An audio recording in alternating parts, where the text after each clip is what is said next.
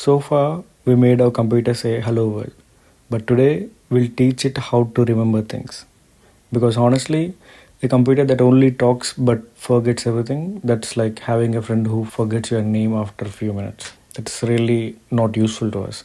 That's why we have variables. Think of variable as a box. You give the box a name, you decide what type of stuff can go in it. You put something inside. Int age equal to 16. Here, int is type of data. Age is name of the box. 16 is the value we are storing inside. Your computer now can remember your age. Why data types? Java is a very picky teacher. It wants you to be clear about what's inside the box. Is it a text, number, true or false? That's where data types come in. Now let's go through all the main data types in Java with super easy examples. String. Used when you want to store names, sentences, basically anything with letters.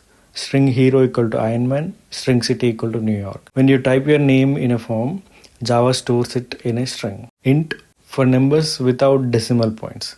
Age, marks, number of people in a class, all these things are old numbers. Int age equal to 16, int followers equal to 5000.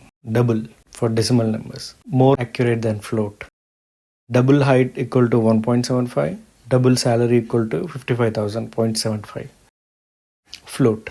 Similar to double but smaller and less precise.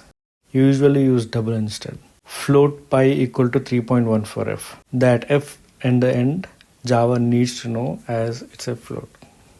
Boolean. Only two possible values, true or false. Boolean is student equal to true.